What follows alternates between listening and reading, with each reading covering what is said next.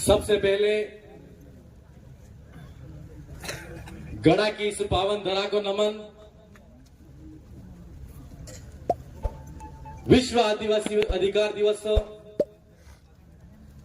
के इस मौके पर सबसे पहले मैं गुरु गोविंद को नमन करना चाहता हूं। मां बालेश्वर दयाल, भगवान बिरसा मुंडा, टांटिया मामा, राजा बासिया भील, साथ ही हमारे भारत देश के संविधान के निर्माता बाबा साहब अंबेडकर को भी नमन करना चाहता हूं। आप सब आज अधिकार दिवस है, उसके समर्थन में और हमारे अधिकार क्या है उन अधिकारों को जानने के लिए आप आए हो। हम जानते सब कुछ है, लेकिन उन बातों को पहचानना नहीं चाहते। आज जिस गढ़ा की इस धरती पर हम बैठे हैं और अभी हम गोटिया मां मंदिर के अंदर गए तो वहां पर कुछ लोग ऐसे थे जो मात्र अपनी राजनीतिक रोटियां सेकने के लिए राजनीतिक विरोध के कारण वहां इकट्ठा होकर भजन मंडली कर रहे थे। जिन लोगों ने आज तक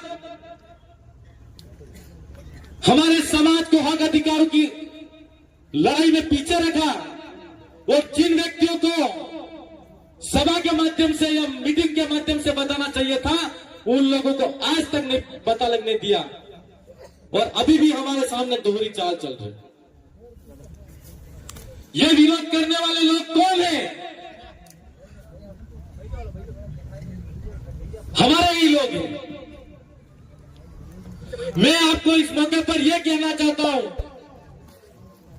कि हमको किसी विवाद में नहीं पड़ना है, हमको किसी झगड़े के अंदर नहीं पड़ना है। हम सामाजिक और वैचारिक एकीकरण की बात करते हैं तो आज नहीं तो कल वो भाई हमारे हक अधिकार की बात समझ लेगा तो हमारी जगह पे आकर बैठेगा। समय लगेगा उसको, क्योंकि उनके दिमाग के अंदर गलत बातों को आज तक भरा गया है। आज के इस मौके पर हम अधिकार दिवस की बात करते हैं। दादा कांति दादा बता रहे थे यह पांडवों की धरती है। हम आपसे कहना चाहते हैं यह पांडवों की धरती नहीं है, यह आदिवासियों की धरती है और राजिया और वाजिया रावत की धरती है, महिला की धरती है। आज के मौके पर आपसे यह कहना है कि आज से 5000 साल पहले हमारे साथ में क्या क्या शोषण हुआ, उस शोषण के बारे में हमको जानना है। तो हमारे अतीत और हमारे इतिहास के बारे में जानो सबसे पहले। आज हम जिन स्कूलों की बात करते हैं उन स्कूलों के अंदर आदिवासियों को पढ़ने का अधिकार नहीं था। और सबसे पहले आदिवासी हो, चाहे दलित हो, चाहे माइनॉरिटी का भाई हो, लेकिन जो भाई स्कूल के अंदर पढ़ने जाता था तो उसके साथ में छुआछूत की भावना से पढ़ाया नहीं जाता था।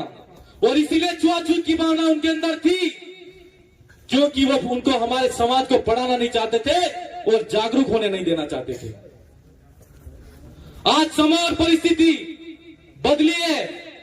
आज हम जिन पुरखों की यहां पर मूर्तियां लगा के इनकी पूजा अर्चना करते हैं, इनकी आराधना करते हैं, इनको याद करते हैं। मेरे भाइयों, खाली नाम मात्र हम इन पोस्टरों के अंदर नहीं समझना है। इन लोगों ने हमारे हक अधिकारों के लिए, हमारे समाज की और हमारे समुदाय की एकता के लिए अपने प्राणों की आहुति दे दी और पूरा जीवन न्यौछावर कर दिया। ये जो मूर्ति हम देखते हैं गोविंद गुरु महाराज, क्यों याद करते हैं उनको? इसलिए याद किया जाता है उनको कि इस गोविंद गुरु महाराज ने हमारे भूले भटके समाज को हमारे हक अधिकारों के बारे में हम लोगों को नहीं पता था। उन्होंने संत सभा का गठन करके हमारे समाज को संगठित करने का काम किया और ग्राम ग्राम तोड़ी गई गोटी आज आप समाज संगठित थवानी जे एकता और समुदाय नो एकड़ा नो जो रूप आलू गोविंद गुरु महाराज ने दिया। महाबालेश्वर दयाल को हम याद करते हैं। महाबालेश्वर दयाल हम आज भी भजन मंडली में रात हो या दिन हो जहां भी हम हमारे जो पुरखाई पद्धति की जो आराधना पूजा होती है उनमें भजन कीर्तन के माध्यम से हम याद करते हैं। महाबालेश्वर उस समय वागड़ी में कहा करते थे कि अपना गाम में अपड़ू राज जिन्हें आज की तारीख में अपन का पंचायती राज एक्सटेंशन एक्ट और 1872 के अंदर जिसको शेड्यूल डिस्ट्रिक्ट एक्ट कहा वही लड़ाई महाबालेश्वर दयाल ने लड़ी और हमारे समाज को संगठित करने का काम किया। जो भी हमारे अंदर कुरीतियां थी बुराइयां थी उन बुराइयों को खत्म करने का काम किया। जैसे जाजम पर हम बैठे हैं तो आज की तारीख में हमको उनको पूजना है, मात्र उनकी भक्ति करके हमको भजन के माध्यम से याद नहीं करना है। जब कभी भी हमारे समाज की खिलाफ में कोई ऐसा षड्यंत्र रखने आता है या कोई ऐसा व्यक्ति है जिस किसी ने भी हमारे समाज को बिखेरने का काम किया उसको जड़ से उखाड़ कर फेंक दो। महाबालेश्वर दयाल और गुरु गोविंद की शक्ति को फिर से पुनर्जीवित करने का काम आप सबको करना है। ये कौन करेगा? फिर से महाबालेश्वर दयाल और गुरु गोविंद के भगत करेंगे। हमने कांति दादा कह रहा था, हूं कह रहा था, आप सब दिखी रहा क्या आपने हिनी भक्ति आज भी हमारे घर के आगे गोविंद गुरु महाराज के नेजे लगे हुए हैं। वो नेजे हैं और आज की तारीख में उन नेजों से ही इस समाज की पहचान है और हमारी पहचान हमारी अपने आप में पहचान है। उस पहचान को हमको जीवित रखना है। सबसे पहले उस पहचान की बात आती है तो आज समय के साथ में कोई भाई हमारा क्रिश्चियन बन गया है, कोई भाई हमारा हिंदू बन गया है। हम ये लड़ाई हिंदू मुस्लिम क्रिश्चियन या मुसलमान की लड़ाई नहीं है। जहां पर भारत आदिवासी पार्टी बात करती है और आदिवासी परिवार जिस विचारधारा पे काम कर रहा है वो मानव कल्याण की बात करता है और विश्व जगत के कल्याण की बात करता है। इसलिए आज हमको देखना पड़ेगा कि सबसे पहले आज पूरे देश के अंदर जनगणना की बात होती है तो जातिगत जनगणना होनी चाहिए। मैं आपको बता देना चाहता हूं कि सबसे पहले जातिगत जनगणना हुई तो 1875 के अंदर अंग्रेजी हुकूमत के समय पहली जनगणना हुई और उसके बाद में 1931 के अंदर दूसरी जनगणना हुई और तीसरी जनगणना 1941 में हुई और चौथी जनगणना 1951 में हुई। आज हम पूरे देश का आदिवासी समुदाय हो वो जग चुका है और अपने समुदाय के लिए हक अधिकारों की बात करता है और अलग जातिगत जनगणना के माध्यम से अलग धर्म कोड की मांग जो कर रहा है वो मांग पूरी होनी चाहिए कि नहीं होनी चाहिए। आज सरकार क्यों डर रही है? सरकार उसको पता है कि सबसे पहले इस देश के अंदर अंग्रेजी हुकूमत के सामने हमारे पुरखों ने लड़के आजादी की लड़ाई तो ली, लेकिन हम जिस आरक्षण की बात करते हैं वो आरक्षण भी की लड़ाई भी सबसे पहले अंग्रेजों के सामने लड़के हमारे पुरखों ने ली थी। जब हमको सरकारी स्कूल में पढ़ने का अधिकार नहीं था तो पहली बार अंग्रेजी हुकूमत के समय 1902 के अंदर पहली बार आरक्षण का जो प्रावधान लागू किया गया उसके अंदर 50% गैर ब्राह्मण हो वो इस विद्यालय के अंदर प्रवेश करेंगे। ऐसी अंग्रेजी हुकूमत से हमारे लोगों ने लड़ाई लड़के फिर पहली बार आरक्षण का प्रावधान लागू किया। ये कोई छोटी लड़ाई नहीं है।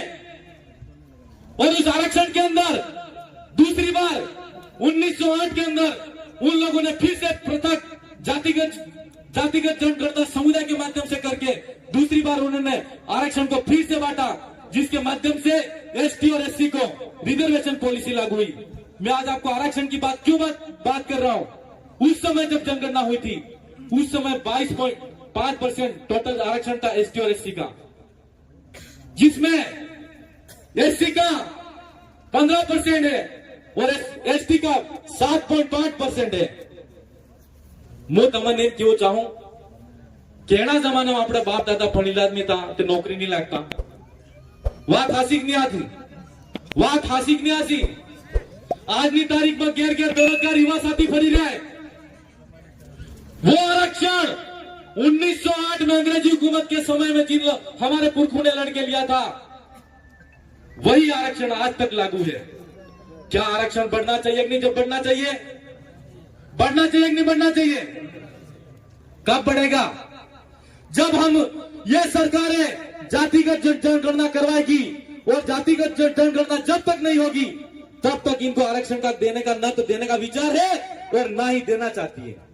आज आप उन कीजिए अगर एसटी का अलग जातिगत जनगणना हो जाएगा तो सरकार के अंदर सरकार के पास में आंकड़ा पहुंच जाएगा कि इस देश के अंदर आदिवासी कितना है और अगर एसटी का अलग जातिगत जनगणना हो जाएगा तो सरकार को पता चल जाएगा और पूरे देश को भी पता लगेगा एसटी की जनसंख्या कितनी है। और ओबीसी वाले भाई हैं उनको 27% आरक्षण आज की तारीख में मिल रहा है तो उनकी भी जातिगत जनगणना जब हुई थी उस समय से लगा कि आज तक इतना ही आरक्षण मिल रहा है, क्या उनकी जनसंख्या बड़ी होगी कि नहीं बड़ी होगी? सुप्रीम कोर्ट ने डिसीजन दिया। मैं आरक्षण की बात क्यों कर रहा हूं? आज हम जल जंगल जमीन की बात करते हैं, ये हमारा संवैधानिक अधिकार है, बिल्कुल है, लेकिन हम आरक्षण की बात क्यों कर रहा हूं? क्योंकि आज की तारीख में हर माँ बाप का बच्चा ये सोचता है और हर माँ बाप ये सोचता है कि मेरा बच्चा पढ़ लिख कर आगे बढ़े और मेरे घर में एक एक आदमी हो, जितने भी पढ़ने वाले हो वो सरकारी नौकरी के अंदर जाए और सरकारी नौकरी के अंदर जाकर हमारे परिवार का पालन पोषण करे और गांव में और क्षेत्र में हमारा नाम रोशन हो। आज की तारीख में क्या हो रहा है? सरकार नहीं करना चाहती। क्यों नहीं करना चाहती? क्योंकि उसको आज पूरे देश के अंदर अलग धर्म कोड की बात होती है और आरक्षण की बात के लिए हम सबको मिलकर कर लड़ना पड़ेगा। मैं आपको इस मंच के माध्यम से हाथ खड़े करके आश्वासन दो मुझे कि आरक्षण की बात हो तो आप खड़े पूरा पुरजोर ताकत के साथ में लड़ने आओगे और हमारा साथ दोगे। इस मौके पर यह भी कहना चाहता हूं कि यहाँ पर मीडिया के साथी है, हमारी सरकार पहले जो टीएसपी क्षेत्र के अंदर 244 की मूल भावना के अंदर आरक्षण होना चाहिए, लेकिन आज की तारीख के अंदर हमारे पास में आरक्षण जो मूल रूप से होना चाहिए वो नहीं है और जिनको मिलना चाहिए था उतना नहीं मिला हुआ है। हमारी आबादी 76 और 80% इस टीएसपी क्षेत्र के अंदर है और हमको 45% आरक्षण मिल रहा है और आज की तारीख में 50% आरक्षण के नाम से आवंटित किया जा रहा है, जिसका फायदा हमारे आदिवासी भाइयों को नहीं हो रहा है। और आज की तारीख में 5% आरक्षण एससी भाई को मिल रहा है, एससी भाई को भी आरक्षण का पूरा फायदा नहीं मिल रहा है। और जो लोग सदी से दलित शोषित और पीड़ित होते आ रहे हैं वो आज भी पीड़ित होते आ रहे हैं। आज मेरे युवा साथी घर घर के अंदर बेरोजगार घूम रहे हैं। मैं उनसे कहना चाहता हूं कि आज के इस मौके पर अधिकार दिवस है और इस आरक्षण की लड़ाई को फिर से शुरू करना पड़ेगा और सरकार को अपने घुटनों पर लाना पड़ेगा। मेरे भाई, यह लड़ाई हम सबको मिलकर लड़नी है। आज हम बात कर रहे थे कि हम जल जंगल जमीन हमारा है, अनुसूचित क्षेत्र के अंदर पूरा अधिकार हमारा है। राजस्थान टेंडेंसी एक्ट के अंदर जब 1955 बना और राजस्थान काश्तकारी अधिनियम लैंड रेवेन्यू एक्ट जिसको हम कहते हैं 1956 बना, उसके अंदर भारत के संविधान की 244 की मूल भावना के अनुरूप इस अनुसूचित क्षेत्र के अंदर एक जजमेंट आया, वेदांता का जजमेंट आया जिसको सुप्रीम कोर्ट ने दिया, दूसरा जजमेंट समता ने दिया और दोनों जजमेंट के अंदर सुप्रीम कोर्ट ने यह कहा कि अनुसूचित क्षेत्र के अंदर 1 इंच भी जमीन सरकार की नहीं है।